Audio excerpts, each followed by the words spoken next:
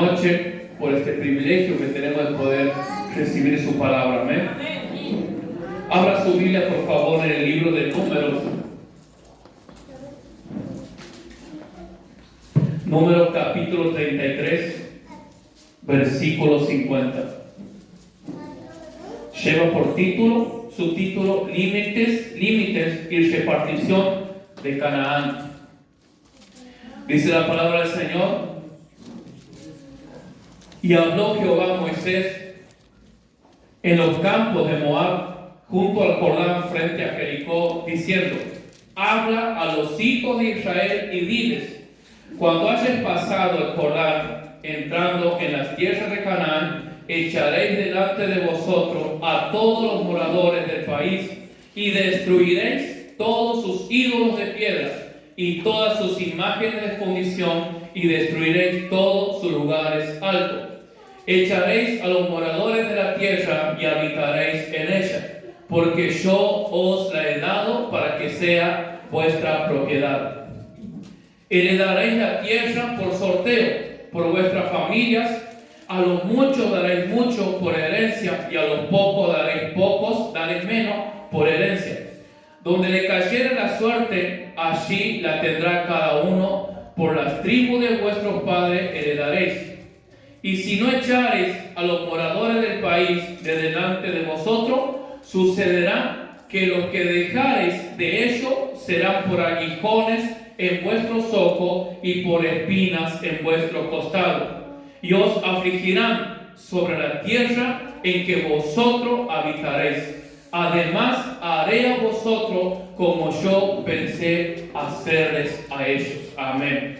Gracias, Señor, por tu palabra. Amén. Dice la palabra del Señor en el versículo 50: y habló Jehová a Moisés en los campos de Moab, junto al Jordán, frente a Jericó, diciendo. Comienza este versículo, esta parte de la Biblia, diciendo: habló Jehová a Moisés. Hermano, Dios habla siempre desde el principio. Dice la Biblia que cuando Dios crea al hombre, todo lo que Dios ha creado, todo lo que existe, ha sido formado por la palabra de Dios. Cuando Dios crea al hombre, dice: este árbol no toques. El hombre lo ha tocado, el hombre ha desobedecido. Y aún en la desobediencia del hombre, el Señor seguía hablando. Aun cuando Adán ha desobedecido y ha sido desechado del huerto del Edén con su esposa, dice que Dios mismo les ha creado ropa, túnica, para que ellos puedan cubrirse. Y a partir de ese momento, Dios nunca ha dejado de hablar. Han pasado cientos, miles y millones de años y Dios aún sigue hablando. A pesar de toda desobediencia del hombre, a pesar de toda resistencia del hombre contra Dios y a pesar de tanto pecado, pero Dios sigue hablando. Pero ¿qué es lo más importante de cuando Dios habla? Lo más importante de cuando Dios habla es que pueda haber alguien que escuche y obedezca la voz de Dios. Porque muchas veces Dios puede hablar, pero si los oyentes no escuchamos o no obedecemos, eso simplemente va a quedar en que Dios ha hablado. Es más, cuando Dios ha hablado muchas veces ha sido para bendecir, muchas veces Dios ha hablado para fortalecer, para animar, para crear cosas, pero muchas veces también Dios ha hablado para traer juicio sobre la tierra. Muchas veces también Dios ha hablado para destruir al hombre o destruir la tierra. Dios habla, pero lo que va a hacer la diferencia, hermano, si hay alguien, si hay un corazón dispuesto a escuchar cuando Dios hable y a obedecer lo que Dios dice. Es el claro ejemplo que tenemos aquí de Moisés.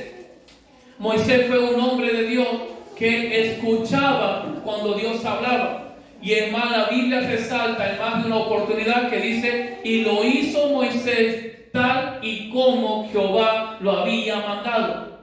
Dios lo que está buscando en este tiempo son personas, es un pueblo, discípulos, que no solamente puedan oír la palabra, que no solamente puedan decir: sí, yo estoy en la iglesia y escucho la palabra, me gusta escuchar y me hace bien, sino que Dios está buscando personas como el corazón de su siervo Moisés, que puedan decir: he escuchado la palabra de Dios, he obedecido vestido e hice tal y como Dios me ha mandado. Amén. Habló Jehová a Moisés. Hermano, hay algo muy importante. Cuando nosotros hablamos de Dios, inmediatamente debemos pensar en un Padre.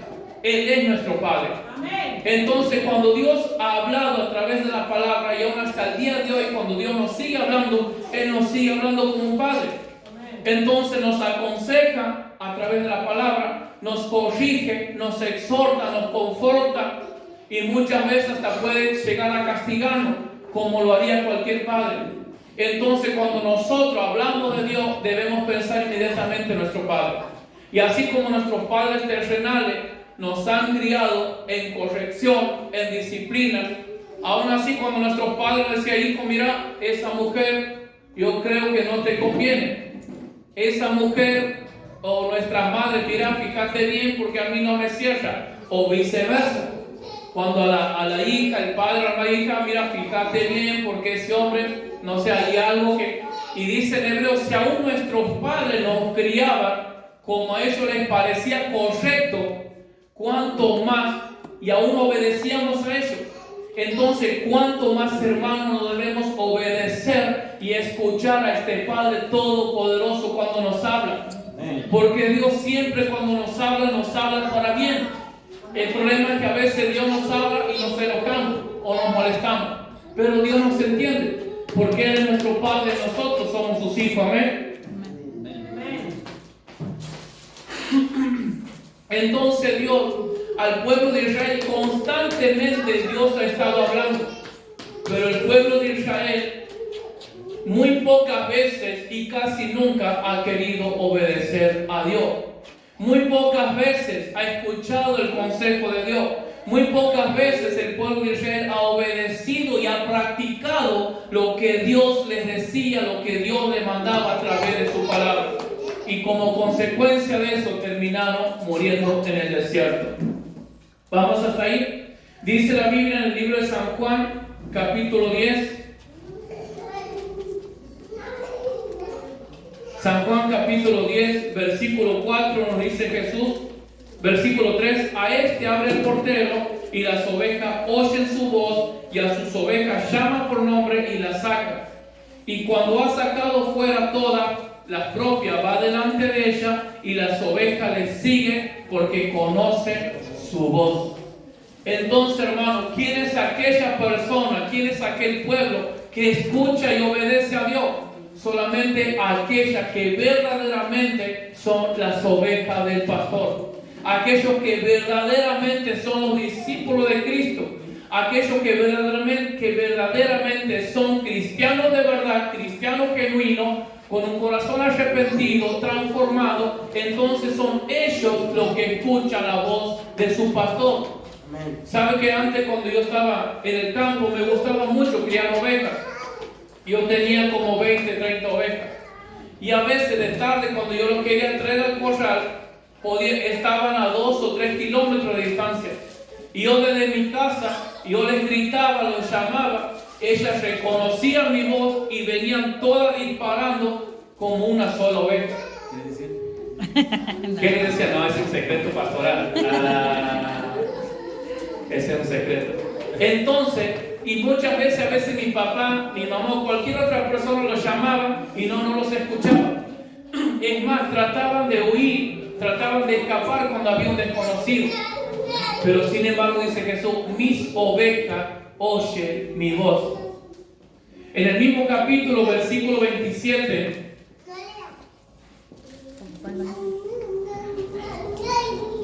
dice Jesús, mis ovejas oyen mi voz y yo las conozco y me siguen. Amén.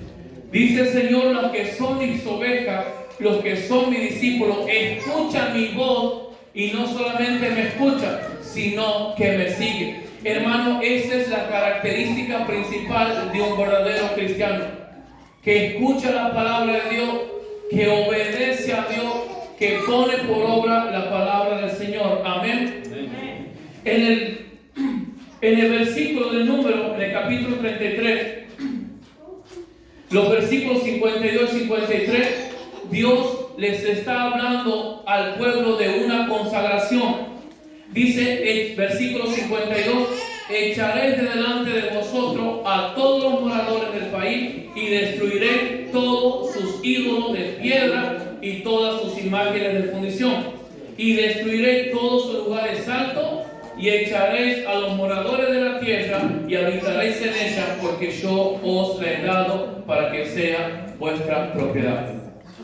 Lo primero que Dios hace es habla a Moisés. Moisés transmite al pueblo el mensaje del Señor. En segundo lugar, lo que Dios le está diciendo al pueblo de Israel, les está dando el motivo, la razón por la cual ellos se llaman pueblo de Dios. Dios les está diciendo, ustedes son mi pueblo porque yo los he elegido, porque yo los he llamado, ¿para qué? Para que sean un pueblo consagrado a mí. Para que sean un pueblo apartado de toda maldad, apartado de toda iniquidad, apartado de todo pecado. Veamos por favor en el libro de Levítico.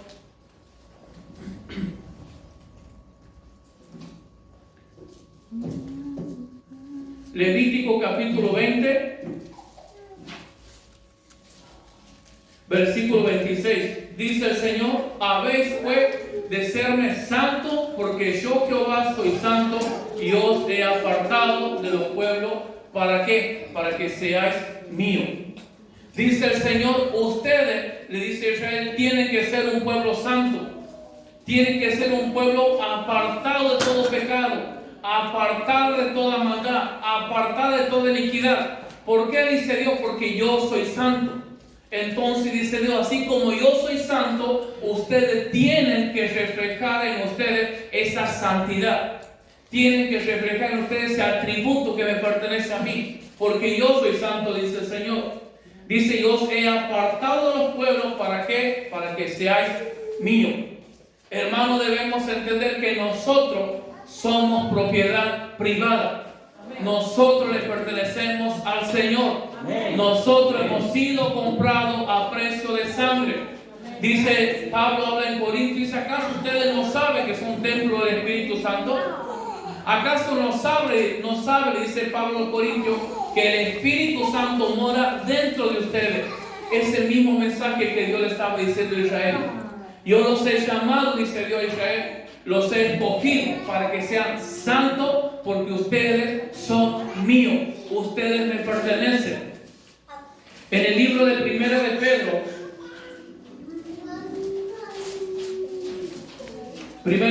capítulo 2, versículo 9, el Señor nos vuelve a hablar a nosotros así como al pueblo de Israel.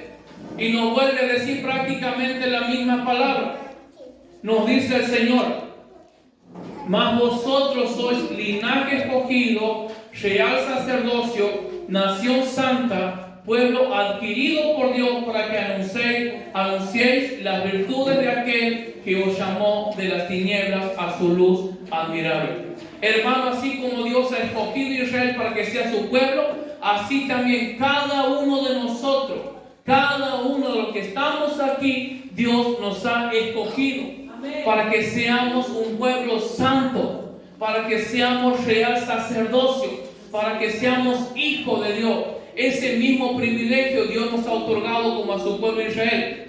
Y así como Dios le pedía, le demandaba, le exigía a Israel que debe ser consagrada, de la misma forma Dios nos pide, de la misma forma Dios nos demanda, nos exige a nosotros que también debemos ser personas consagradas a Dios, que debemos practicar la santidad, que debemos apartarnos del pecado, que debemos renunciar todo lo malo. ¿Por qué? Porque somos un pueblo de Dios, porque somos sus hijos, porque hemos sido comprados a precio de sangre. Porque para que cada uno de nosotros podamos estar esta noche aquí, a Cristo le ha costado un precio muy alto. Ha tenido que derramar su sangre. Amén. En el versículo 55 de Números 33, primeramente Dios habla al pueblo, le da instrucciones, le da directiva, le da consejo. En segundo lugar, Dios le dice a Israel quiénes eran ellos. En tercer lugar, le dice Dios a Israel en el versículo 55, y si no echareis a los moradores del país de delante de vosotros, sucederá que los que dejareis de ellos serán por aguijones en vuestros ojos y por espina en vuestro costado, y os afligirán sobre la tierra en que vosotros habitaréis. Le dice Dios a Israel, miren, ustedes están a punto de recibir la tierra que yo les he prometido. Están a punto, le dice el Señor a Israel, de pasar a poseer la tierra de Canaán. Porque hasta ese momento Israel venía solamente caminando por el desierto.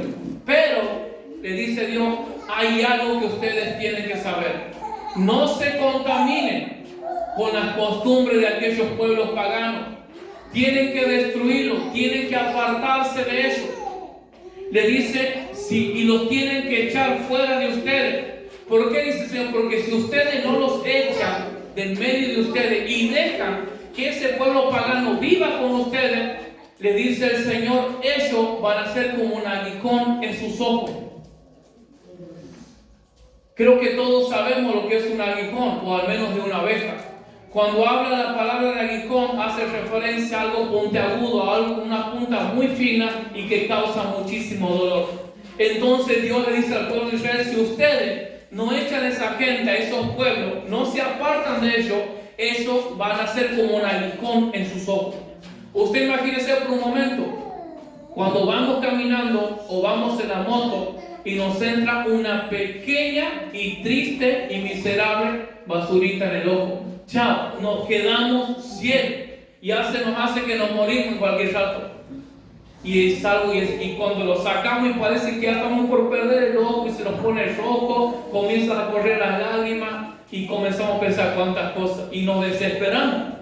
Ahora usted imagínese lo que sería un aguijón clavado en sus ojos. Primero y principal, causaría mucho dolor. Y lo segundo que provocaría el aguijón es dejarnos ciegos. Entonces Dios le dice a su pueblo, ustedes no se tienen que involucrar con ellos, tienen que ser apartados, porque esas personas los van a dejar ciegos, no van a poder ver, van a caminar, van a tropezar, van a vivir en la oscuridad. Después le dice, aguijones en vuestros ojos y por espinas en vuestros costados. Cuando la Biblia habla de espinas en nuestros costados, hace referencia, ilustra a un dolor constante y a una herida y a una molestia constante del costado. Eso serían los sufrimientos del pueblo. Y en tercer lugar dice, y os afligirán. Ustedes, dice el Señor, van a experimentar ceguera si no los echan de su vida. Segundo lugar, va a ser como espina en su costado, va a causar molestia, va a causar dolor. Y en tercer lugar, van a vivir afligidos. ¿Qué ha hecho el pueblo de Israel? Vayamos por favor al libro de Jueces, capítulo 2, versículo 1. Aquí vemos que Dios está haciendo la advertencia a Israel de lo que no tenía que hacer para que le vaya bien. Sin embargo, dice la palabra del Señor, libro de Jueces, capítulo 2, versículo 1. El ángel de Jehová subió de Gilgal a Boquim y dijo, yo os saqué de Egipto y os introduje en la tierra de la cual había jurado a vuestros padres, diciendo, no invalidaré jamás mi pacto con vosotros. Con tal, dice el ángel, que vosotros no hagáis pacto con los moradores de esta tierra, cuyos altares habéis de derribar, mas vosotros no habéis atendido a mi voz. Y le pregunta el ángel, ¿por qué habéis hecho esto? Le dice el ángel de Jehová, antes que ustedes estaban por ingresar a la tierra prometida, yo les he hablado, les he advertido que no se junten con esa gente, que no aprendan sus costumbres, que no aprendan sus tradiciones. Pero ustedes dicen, no me han escuchado. Ustedes se han involucrado con ellos y no los han desterrado de su vida. Y le dice el ángel, por tanto, yo también digo, no los echaré delante de vosotros, sino que serán azote para vuestro costado y sus dioses os serán por tropiezo. Hermanos, muchas veces hay cosas en nuestra vida que todavía no hemos vencido. Hay cosas en nuestra vida que aún no dominan, que aún no gobiernan. ¿Por qué pasa muchas veces? Porque todavía no hemos renunciado a muchas cosas que no pertenecen a Dios, sino que pertenecen al mundo. Le dice el ángel de Jehová, por tanto dice, no los echaré delante de vosotros, sino que serán azote para vuestros costados. Estos enemigos, por cuanto el pueblo de Israel no los ha sacado de su vida, no los han apartado de ellos, este pueblo le estaba causando problemas. Este pueblo les estaba causando aflicción. Este pueblo les estaba causando derrota. Este pueblo le traía problemas. Ahora pensemos por un momento. Creo que la mayoría de los que estamos aquí, o casi todos, yo en mi caso particular que he nacido en el camino del Señor, pero aún así he tenido cosas en mi vida que a Dios no le agradaban. Muchas veces, hermano, estamos en el camino del Señor, estamos en la iglesia, pero aún no hemos renunciado a muchos enemigos, pero aún no hemos dejado de lado cosas que a Dios no le agradan. De repente nos sentimos atribulados, angustiados, con tristeza, y como decía la hermana Barbie, ¿por qué Dios no me escucha? Y parece que Dios no me oye, y parece que Dios no me ve, y parece que Dios, y parece que Dios. Pero ¿por qué pasa esas cosas? Porque a veces, hermano, hay áreas en nuestra vida que todavía están gobernados por cosas de este mundo, que son enemigos al igual que el pueblo de Israel. Dios les ha advertido, dice, pueblo mío, hijos míos, no se involucren con ellos, le va a ser piedra de tropiezo. ¿Cuántas personas, hermano, hoy en día no están más en la iglesia? ¿Y por qué? Por malas influencias, por malas amistades. ¿Y qué ha pasado con esas amistades? Han terminado siendo piedras de tropiezo. Esta gente enemiga del pueblo de Dios, con el cual el pueblo se ha relacionado, muchísimas veces ha sido piedra de tropiezo. Israel ha caído, se iba tras dioses ajenos, adoraba a dioses ajenos y hacían muchísimas abominaciones delante de Dios. ¿Y todo por qué? Porque se involucraban con personas que Dios decía, no te tienes que involucrar. Amén. Pero hermano, aún así, a pesar de que el pueblo de Israel era desobediente, rebelde, al igual que nosotros, pero aún así la gracia, la misericordia, el amor y la bondad de Dios siempre se ha mostrado a su vida. Amén. Veamos por favor lo que dice el libro de Jeremías.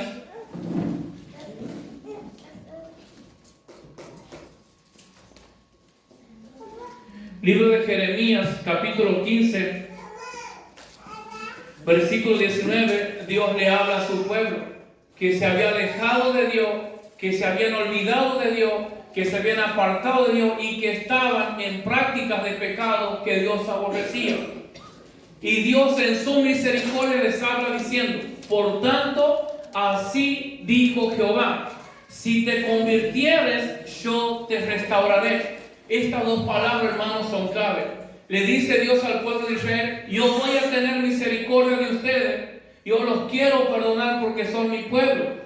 Yo los quiero perdonar porque son mis hijos, a pesar que han pecado, a pesar que han desobedecido y a pesar que han hecho todo lo malo que les dije que no hicieran. Pero dice Dios, yo les vengo a mostrar mi misericordia, mi amor y mi bondad. Y les dice, si te convirtieres, yo te restauraré. Dios puede restaurar nuestras vidas. No importa qué tan bajo hemos caído, no importa qué tan lejos nos hemos ido de Dios, no importa qué tanto pecado hemos practicado en este momento o estamos practicando, o qué tanta desobediencia estamos delante de Dios. Pero Dios esta noche dice, si te convirtieres, yo te restauraré. Dios puede levantarte, Dios puede restaurar tu vida, Dios puede perdonarte, Dios puede lavarte con su sangre y perdonar todos tus pecados. Pero dice el Señor antes, si te convirtieres, yo te restauraré. Amén. Hermano, no hay restauración mientras nosotros permanezcamos en el pecado. No hay restauración mientras nosotros sigamos viviendo una vida de desobediencia a Dios. No hay restauración. Pero si nos arrepentimos y nos convertimos, entonces Dios promete restaurar tu vida. Dios promete restaurar tu hogar. Dios puede restaurar tus hijos. Dios puede restaurar tu matrimonio. ¿Cuándo pasa eso? Cuando nos convertimos a Dios. ¿Qué es convertirse? Convertirse es como dar un giro a 180 grados. Convertirse es, yo estoy haciendo esto que es malo, lo dejo de hacer por completo. Convertirse es cuando nos volvemos a Dios con un corazón quebrantado, con un corazón arrepentido, humillado, diciendo: Señor, sé que he pecado, me arrepiento, te pido perdón y me aparto del pecado. Le sigue hablando Dios: si te convirtieres, yo te restauraré y delante de mí estarás. Y si entresacares lo precioso de lo vil, serás como mi boca. Conviértanse ellos a ti y tú no te conviertas a ellos. A veces, hermano, el problema de hoy en día de muchos de nosotros, que en lugar que nosotros, por la palabra de Dios, por el poder del Espíritu Santo que está en nosotros, en lugar que nosotros podamos convertirlo a las personas que están en el mundo, que están en pecado y que están lejos de Dios, muchas veces ellos nos terminan convirtiendo al mundo a nosotros. En lugar de nosotros arrastrarlos a los pies de Cristo, en lugar de nosotros traerlos a la iglesia, ellos nos terminan arrastrando a sus costumbres. Ellos nos terminan arrastrando a hacer todo lo malo o llevarnos a lugares donde a Dios no le agrada. Dice: conviértase en ellos a ti y tú no te conviertas a ellos. Es un claro ejemplo de Jesús. Jesús, ¿con quién se juntaba? Con los religiosos, con los santos, con los que no pecaban, con los no pecadores. ¿Con quién se juntaba Jesús? Con los pecadores, con los adúlteros, con las prostitutas, con aquellos que para el mundo, para los religiosos, era lo más vil, lo más menospreciado, que nadie lo podía ni siquiera tocar de tan pecadores que eran. Ahí estaba Jesús con ellos. Pero dígame, ¿cuál era el resultado? ¿Cuál era el final de esa parte de esa historia? ¿Se terminaba convirtiendo Jesús a ellos? No. Ellos se terminaban convirtiendo a Cristo. Ellos terminaban viniendo a los pies de Cristo. Ellos terminaban arrepintiendo y reconociendo su pecado y volviéndose a Dios. Hermanos, para eso Dios nos ha llamado. Y no podemos decir: no, bueno, es que yo soy débil. No, dice: porque Dios no nos ha dado espíritu de cobardía, sino que nos ha dado espíritu de poder, espíritu de amor y de dominio propio. Para decir: yo voy a esta persona, me voy a juntar con esta persona, pero ella a mí no me va a arrastrar. Amén. Yo voy a ir a esta persona, voy a compartir con ella, pero yo le voy a predicar de Cristo. Yo le voy a predicar el mensaje de salvación. Yo le voy a hablar que tiene que arrepentirse y que Cristo lo ama. Amén. Amén.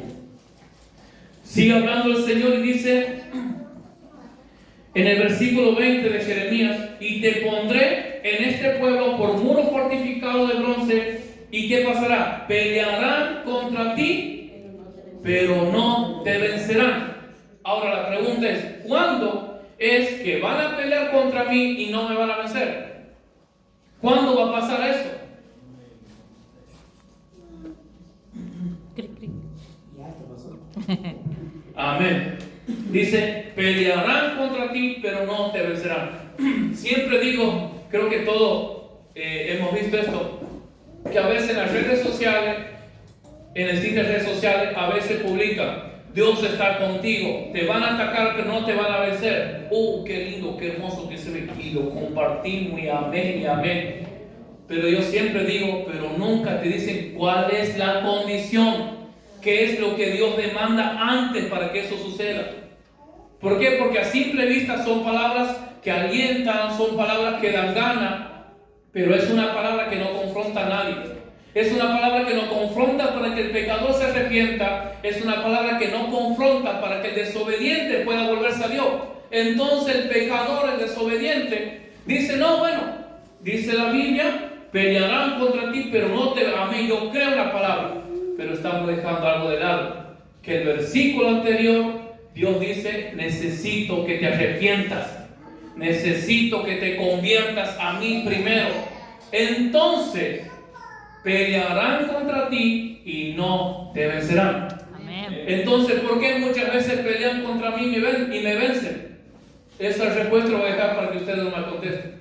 Gloria a Dios. Si la palabra de Dios dice, van a pelear, te van a enfrentar y no te van a ganar. ¿Y por qué me ganan? Porque no. Claro. Porque a veces experimentamos constantemente una derrota, constantemente el fracaso y no salimos de una, caemos en la otra. ¿Por qué? Bueno, ahí está la respuesta. Sigamos. Dice, pelearán contra ti y no te vencerán. ¿Por qué? Porque yo estoy contigo para guardarte y para defenderte, ha dicho Jehová de los ejércitos. Amén. Así que esta noche hay una promesa. Van a pelear contra usted, no lo van a vencer. Van a atacarlo, no lo van a vencer. ¿Por qué? Porque dice el Señor, porque yo estoy contigo para guardarte. Yo estoy contigo para defenderte, dice Jehová de los ejércitos. Él no ha cambiado, Él es el mismo. Es el ser humano, es el corazón del ser humano el que ha cambiado, pero Dios no. Él sigue siendo fuerte. Él sigue siendo poderoso. Él sigue siendo el mismo Cristo que en la cruz del Calvario ha derrotado el pecado, ha vencido a Satanás, ha vencido al infierno y a todo demonio de la misma muerte. Y se ha levantado, dice, muerte, ¿dónde está tu aguijón? ¿Dónde sepulcro tu victoria? Yo soy Cristo. Yo te he vencido, yo te he derrotado en la cruz del Calvario. Él es el mismo. Pero para que esas cosas pasen, hay algo que debemos hacer. Arrepentirnos de todo pecado y convertirnos a Dios. Amén. Dejar de hacer lo malo, apartarnos de todas esas cosas. Amén. Amén. Sigue diciendo el Señor, y te libraré de la mano de los malos y te redimiré de la mano de los fuertes. Amén. Ahora, vayamos al libro de Santiago. Santiago capítulo 4, versículo 4. Dice el Señor, dice el apóstol, oh almas adúlteras. Cuando el apóstol Santiago comienza diciendo almas adúlteras, no está hablando de relaciones fuera del matrimonio, no está hablando de ese tipo de adulterio. Cuando Santiago califica, define aquí almas adúlteras, está hablando de una infidelidad espiritual. Tengo mi esposa. Si engaño a mi esposa, tengo relaciones fuera de eso, soy un adúltero, ¿verdad? Pero si yo soy infiel a Dios, si no guardo la palabra, si practico un pecado, mi alma es un alma adúltera. Bueno, es ese tipo de adulterio de que el apóstol está hablando. Dice, oh almas adúlteras, ¿no sabéis que la amistad del mundo es enemistad contra Dios? Cualquiera pues que quiera ser amigo del mundo, ¿qué pasa? Se constituye enemigo de Dios. Otra aclaración, cuando en Santiago dice el mundo, no habla de personas, no habla de algo material, sino habla de cosas espirituales. Muchas veces he escuchado decir, yo no puedo juntarme con esa persona porque es un adúltero. Y la Biblia dice que la amistad, que el que se hace amigo del mundo, se hace enemigo de Dios. Pero no es eso, hermano, que la Biblia está hablando. Cuando la Biblia habla de adulterio, aquí en esta parte, y que nos hacemos amigos del mundo, habla cuando nuestra alma, cuando nuestro espíritu es contaminado por los deseos de la carne. Cuando nuestro espíritu, nuestra mente, nuestro corazón está cargado de rencor, de resentimiento, de celo, de contienda, de ira, esos son las cosas del mundo. Eso es lo que Dios dice: el que se hace amigo del mundo, el que se hace amigo de la ira, el que se hace amigo del enojo, amigo de los celos, se constituye automáticamente enemigo de Dios. Amén. Cualquiera pues que quiera ser amigo del mundo se constituye enemigo de Dios. Es prácticamente lo que Dios le estaba diciendo a Israel. Cuando Israel se contaminaba con aquellos pueblos, hacían pactos entre ellos, el pueblo de Israel se volvía enemigo de Dios. Y Dios los castigaba y el juicio de Dios venía sobre ellos. Han pasado miles de años, millones, y hoy no ha cambiado. Dios sigue siendo el mismo. Y Dios nos sigue haciendo la misma advertencia. No te contamines con las cosas del mundo. No te contamines con el pecado. No contamines tu mente, no contamines tu corazón, porque te constituyes enemigo mío. Y dice el Romano, porque la paga del pecado es muerte. A veces, hermanos, nos encontramos que nos sentimos secos. Un pecado que Dios nos dice: tienes que arrepentirte. Amén.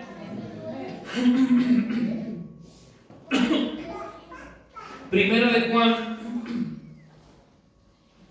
capítulo 2, versículo 5, dice el apóstol: pero el que guarda su palabra, a este verdaderamente, versículo 15, Primera de Juan, capítulo 2, versículo 15, aquí está. Dice Juan: no améis al mundo, ni las cosas que están en el mundo. Si alguno ama al mundo, el amor del Padre no está en él. Cuando aquí en esta parte Juan habla del amor al mundo, habla de cuando nosotros tenemos atracciones por las cosas del mundo. Cuando nosotros nos relacionamos o practicamos algún tipo de pecado que a Dios no le agrada y que la Biblia condena. Entonces, cuando nosotros hacemos eso, estamos amando al mundo, estamos amando el pecado. Y dice Juan: no améis al mundo ni las cosas del mundo, porque el que ama las cosas del mundo, el amor del Padre no está en él. Hermano, cuando nosotros amamos al mundo, cuando amamos el pecado, es porque todavía no hemos conocido a Dios. Es porque todavía el amor de Dios no se ha perfeccionado en nuestros corazones. Es por eso que estamos ahí. Un pie aquí en el mundo, un pie en las cosas de Dios. Hoy practico la oración, mañana practico un poco del otro que Dios me dice que no lo haga. En el mismo libro, Primera de Juan, en el capítulo 2, pero el versículo 1, dice: hijitos míos, estas cosas os escribo para que no pequéis. Y si alguno hubiere pecado, abogado tenemos para con el Padre, a Jesucristo el justo. Dice Juan: hijitos amados, dice, estas cosas yo les escribo para advertirles a ustedes que no pequen. Estas cosas, dice Juan, la palabra de Dios está escrita porque nos advierte constantemente. Dios nos dice, Dios nos clama, diciendo: no tienen que pecar, no quiero que pequen, no hagan eso, no hagan lo malo. Pero, dice el apóstol, y si alguno hubiere pecado, tranquilo. ¿Por qué? Porque tenemos un abogado. Hay salida, hay solución, hay esperanza. Para aquellas personas que nunca han conocido a Cristo y están en el pecado, hay esperanza. Y para nosotros que hemos conocido a Cristo, que conocemos la palabra de Dios y que sabemos que no tenemos que pecar, y cuando pecamos y cuando caemos, también hay esperanza. También podemos levantarnos. Porque dice Juan: si alguno peca, tenemos un abogado que es Cristo Jesús. Él es el que nos defiende. Entonces, si hemos pecado, si esta noche estamos en pecado o estamos practicando un pecado, ¿qué tenemos que hacer? Ir a nuestro abogado. Y usted sabe que cuando una persona en lo civil, en lo terrenal, comete un crimen, automáticamente, inmediatamente, ¿qué hace? Busca un abogado. ¿Para qué? Para que ese abogado pueda defenderlo delante del pueblo, para que el juez no los condene. Es exactamente lo mismo con Cristo, hermano. Cuando pecamos, cuando caemos, cuando nos equivocamos, tenemos que correr a Cristo. Tenemos que correr a los pies de Cristo, decirle: Señor, he pecado. Señor, perdóname.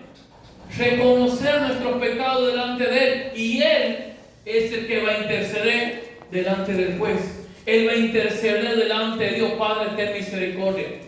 Señor, mira mis manos. Señor, mira los clavos que han traspasado mi mano. Yo he dado la vida por ese derramado de mi sangre. Ten misericordia por Él. Y Dios nos perdona por medio de Cristo Jesús.